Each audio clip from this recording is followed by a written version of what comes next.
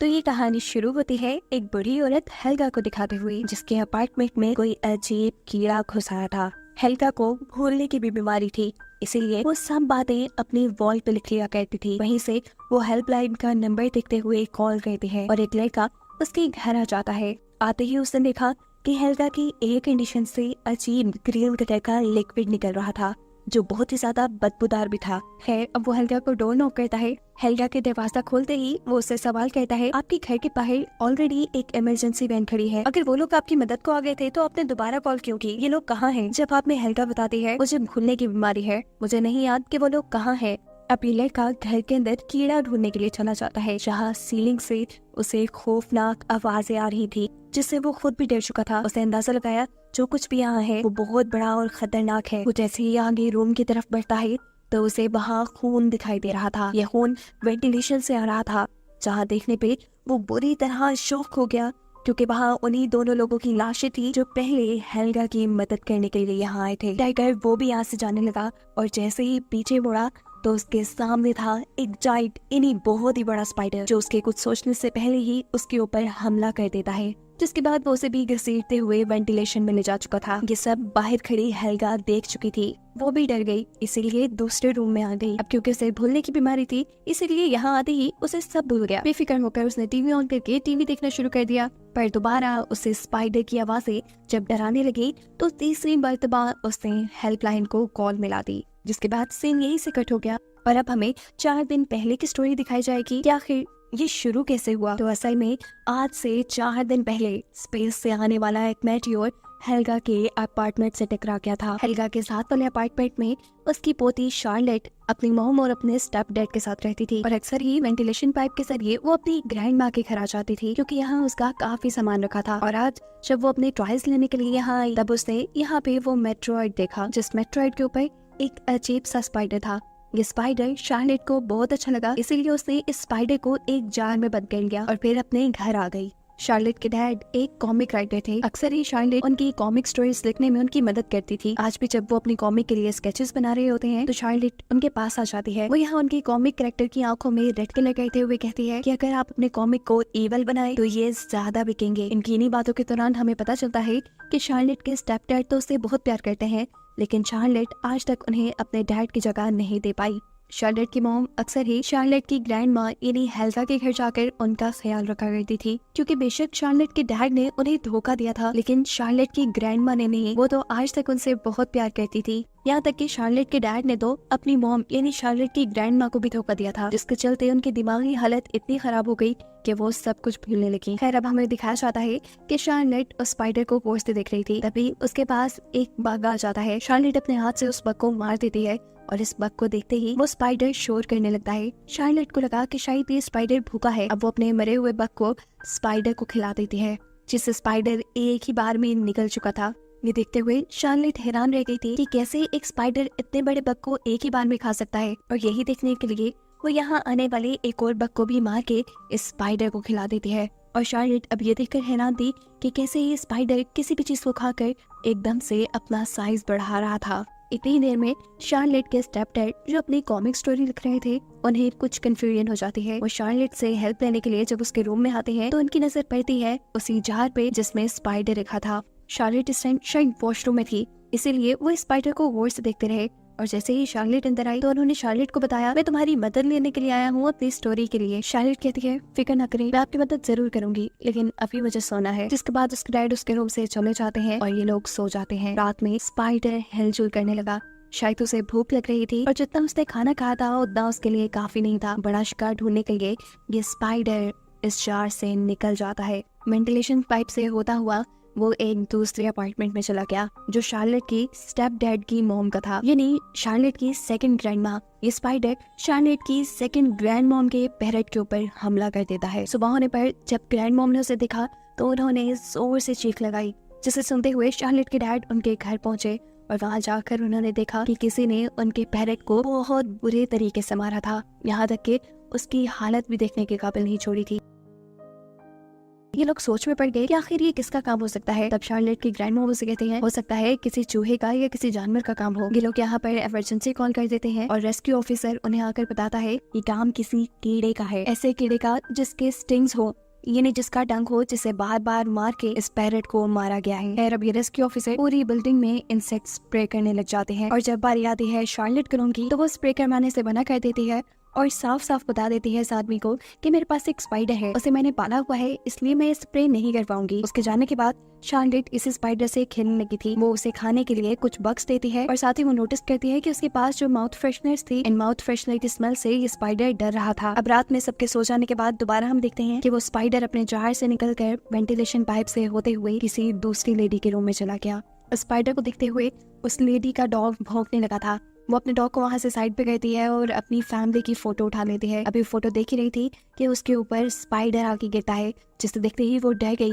ये स्पाइडर अचानक उसके मुंह पे हमला कर चुका था। उसके मुंह से अब खून आ रहा था, जिसे मिरर में देखते हुए वो और भी ज्यादा डर गई। एकदम से स्पाइडर अब उसके मुंह में चला गया। मुंह में जाने के बाद उसने इस लड़की के सारे इंटरनल ऑर्गन्स काट खाए और ऐसे वो मर गई। सुबह होने पर हम देखते हैं कि शार्लेट अपने मॉम से अपने नेबर्स के घर जाने की परमिशन ले रही थी, क्योंकि इनके घर के पास एक ऐसा आदमी रहता था जो एनिमल्स पे रिसर्च करता था। शार्लेट उसे अपना स्पाइडर दिखाती है और कहती है कि मुझे इसके बारे में कुछ इन्फॉर्मेशन चाहिए। स्पाइडर को देखते हुए यह आदमी शार्लेट से कहता है, शार्लेट मुझे लगता है ये कोई स्पाइडर नहीं है, ये कोई और ही चीज है, क्योंकि स्पाइडर को इतना बड़ा होने में बहुत सारा टाइम लग जाता है और ये तो घंटों में अपना साइज बढ़ा रहा है।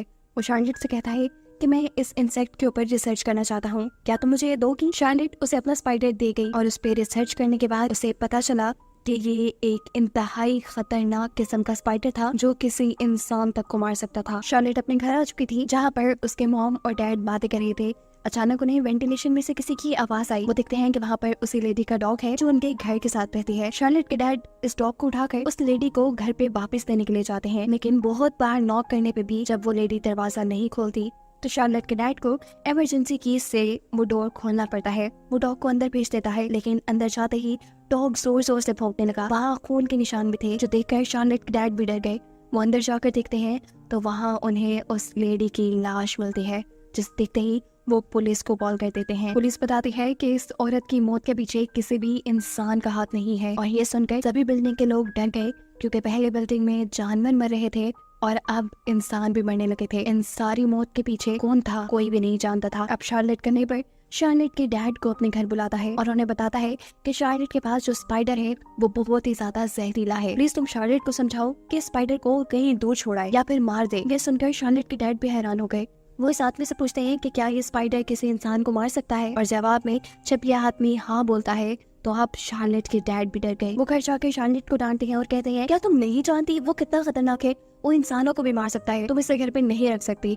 शार्लेट इस चीज का जवाब बहुत ही बदतमीजी से देती है और कहती है आप मेरे डैड नहीं, आप मुझे डांट नहीं सकते और कोई रिस्ट्रिक्शन भी नहीं लगा सकते मेरे पे। मैं जानती हूँ ये स्पाइडर अच्छा है और इसे मैं अपने पास रखूंगी, ये मेरा फैसला है। सीन कट होकर हमें रात का सीन दिखाया जाता है। शार्लेट ने जिस आदमी के घर उस स्पाइडर को रखवाया था, उस आदमी के सभी जानवरों को ये स्पाइडर खा चुका था, जिसके बाद अब वो वेंटिलेशन में आ चुका था। शार्लेट अपनी मरी हुई नेबर के डॉग को अपने घर पे ले आई थी। ये डॉग अब वेंटिलेशन को देखकर जोर जोर से भौंकना शुरू कर देता है, जैसे उसे पता हो कि इस वेंटिलेशन में कोई खतरा है। सीन कट होकर हमें शार्लेट की सेकंड ग्रैंड मॉम का घर दिखाया जाता है, जहाँ उन्हें अपनी बिल्ली नहीं मिल रही। वो उसे बहुत ढूंढती हैं और अचानक उन्हें अपनी बिल्ली की आवाज वेंटिलेशन में से आती है। वो वेंटिलेशन में जब उसे लेने के लिए गई तो यहाँ मौजूद बग अचानक ही उनके ऊपर हमला कर देता है। वो उन्हें बुरी तरह जख्मी कर चुका था कि अब वो लेडी किसी को मदद के लिए आवाज भी नहीं दे पा रही थी। ये समझ लें कि वो अपनी आखिरी सांसें गिनने लगी। यहाँ शार्लेट के घर पे शार्लेट के मॉम डैड दोनों ही लड़ रहे थे। शार्लेट को ये चीजें बिल्कुल पसंद नहीं थी,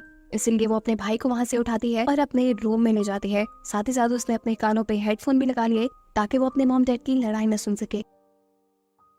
यहाँ इनकी लड़ाई के दौरान ही वेंटिलेशन पाइप से वो बड़ा हुआ स्पाइडर अब इनके रूम में आ चुका था, जो शार्लेट के मॉम और डैड दोनों के ऊपर ही हमला कर लेता है। यहाँ शार्लेट जो अपने कमरे में थी, उसे जब काफी देर तक अपने मॉम डैड की कोई आवाज नहीं आई तो वो चेक करने के लिए बाहर गई। बाहर उसे अपने मॉम डैड नहीं मिले, बल्कि उनकी जगह मिला बहुत सारा खून, जिसे देखते हुए वो समझ गई कि ये सारा काम उसके स्पाइडर का है। उसे समझ आ गई कि अगर उसे अपने मॉम डैड को बचाना है तो उसे उस स्पाइडर को मारना पड़ेगा। ये बात वो पहले से ही जानती थी कि माउथ फ्रेशनर टैबलेट से वो स्पाइडर डरता था और इन्हीं का यूज करते हुए वो अब उस स्पाइडर को मारने का प्लान करती है। और इससे पहले कि अभी वो ऐसा कुछ कर पाती, स्पाइडर उसकी आंखों के सामने उसके भाई को, उस छोटे से बच्चे को भी उठा कर ले जाता है। अब अपनी पूरी फैमिली को बचाने के लिए शार्लेट बहुत सी माउथ फ्रेशनर टैबलेट्स को पानी में मिक्स करते हुए उन्हें अपनी वाटर गन में फिल कर लेती है, जिसके बाद वो वेंटिलेशन में चली जाती है, क्योंकि उसे पता था कि सभी को इस स्पाइडर ने वेंटिलेशन में जाके मारा है। यहाँ वेंटिलेशन के अंदर जैसे ही शार्लेट के डैड की आंखें खुली तो उसने अपने आप को अजीब से वेब में बंधा पाया। उसके सामने उसकी मॉम भी थी, उसका बेटा और वाइफ भी, ये सब के सब वेब में बंधे थे, जो वेब इनके गेट स्पाइडर ने बनाया था। शार्लेट के डैड अपनी मॉम को बचाने की कोशिश करते हैं, लेकिन तभी उनका वेब टूट जाता है और वो लेडी नीचे गिर जाती हैं। यहाँ वेंटिलेशन से होते हुए शार्लेट हेल्गा के घर आ गई, जहाँ उसे अपनी सेकंड ग्रैंड मॉम की गिरी हुई लाश मिली, लेकिन अभी तक उसे अपने मॉम डैड नहीं मिले। वो यहाँ हेल्गा से इन सारी चीजों के बारे में पूछती है, लेकिन हेल्गा को कुछ याद नहीं था। वो हेल्गा के कपड़े सूंघती है तो उसमें से माउथ फ्रेशनर की खुशबू आ रही थी। वो समझ गई कि शायद इसी वजह से स्पाइडर ने अभी तक उन्हें नहीं मारा। या शार्लेट हेल्गा से कहती है, आप यही रहिएगा और प्लीज मदद के लिए हेल्पलाइन पे कॉल करें। अभी वो यही कहती है कि अचानक उसे अपने स्टेप डैड की आवाज आई। वो भी एलिवेटर की तरफ से जल्दी से वो एलिवेटर की तरफ गई तो उसने वहाँ पर अपने डैड को वेब्स में बंधा पाया। शार्लेट के हाथ में माउथ फ्रेशनर वाला पानी था, जिसे वो जल्दी से अपने डैड के ऊपर डाल देती है और उसके सभी वेब्स टूट जाते हैं। शार्लेट बताती है कि ये माउथ फ्रेशनर का पानी है, इससे उस स्पाइडर को मारा जा सकता है और उसके वेब को तोड़ा जा सकता है। ये दोनों अब यहाँ से बाकी लोगों को बचाने का फैसला करते हैं, जबकि दूसरी तरफ हमें दिखाया जाता है कि वो रेस्क्यू ऑफिसर जो इस बिल्डिंग में पहले भी पैरेट के मरने पे आया था, वही दोबारा हेल्गा के कॉल करने पे आया। ये वही सीन है जो हमने मूवी के स्टार्ट में देखा। आते ही उसे एयर कंडीशन के अंदर ग्रीन कलर का बदबूदार लिक्विड दिखा और उसके बाद वो हेल्गा के घर में आ गया। हेल्गा के घर के अंदर आने पर वो स्पाइडर इस रेस्क्यू ऑफिसर के ऊपर हमला कर देता है, जिसकी चीखें सुनते हुए यहाँ पर शार्लेट और उसके डैड आ जाते हैं। ये दोनों भी स्पाइडर के ही हमले से बहुत ज्यादा जख्मी थे। वो इस आदमी को बचाना चाहते थे, लेकिन तभी इनके सामने स्पाइडर आ गया। तब शार्लेट के डैड अपने हाथ में पकड़ा हुआ माउथ फ्रेशनर वाला पानी उसके ऊपर डाल देते हैं, जिससे डरकर ये स्पाइडर यहाँ से चली जाती है। अब रेस्क्यू ऑफिसर उन्हें बताते हैं कि उसके पास एक नेल गन है, इसके जरिए वो स्पाइडर को मार सकते हैं। और जैसे ही स्पाइडर उनके सामने आती है, ये आदमी स्पाइडर के ऊपर अपनी नेल गन से हमला कर लेता है, जिसके बाद वो देखते हैं कि स्पाइडर के अंदर से ब्लू कलर का खून निकल रहा था। इस सारी लड़ाई के दौरान एक नेल गन वहाँ लगे फायर अलार्म के ऊपर भी लग गई, जिसकी वजह से बिल्डिंग में मौजूद सारे वाटर स्प्रिंकलर्स ऑन हो गए। इनके ऊपर पानी की बारिश होना शुरू हो गई, जिससे माउथ फ्रेशनर का पानी जो इन्होंने अपने ऊपर डाला था, जिसकी वजह से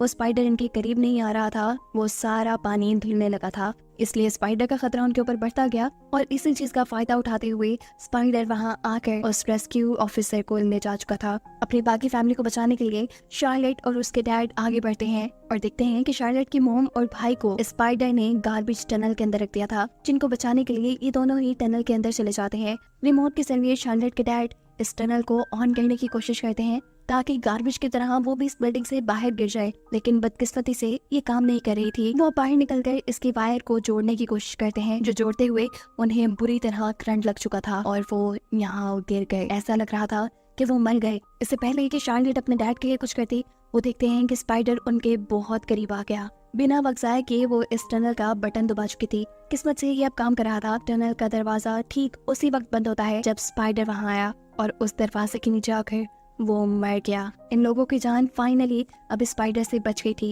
ये लोग टनल से निकलकर अब शार्लेट के डैड के पास आते हैं और देखते हैं कि शार्लेट के डैड सिर्फ बेहोश थे। इनके होश दिलाने पे वो होश में भी आ गए और ये देखकर सभी बहुत खुश हुए। शार्लेट यहाँ पहली मर्तबा उसे अपना डैड कह के पुकारती है, जो सुनकर शार्लेट के डैड हैरान थे। ये सब इमोशनल हो जाते हैं और एक दूसरे से गले लग जाते हैं। इन्हें लग रहा था कि अब सारी प्रॉब्लम्स खत्म हो गई, अब इनके आगे की लाइफ ठीक गुजरेगी, लेकिन ये लोग गलत थे। मूवी के आखिरी सीन में हमें वेंटिलेशन के अंदर बहुत से स्पाइडर के एग्स दिखाए जाते हैं, जिसका मतलब है कि खतरा पूरी तरह अभी टला नहीं।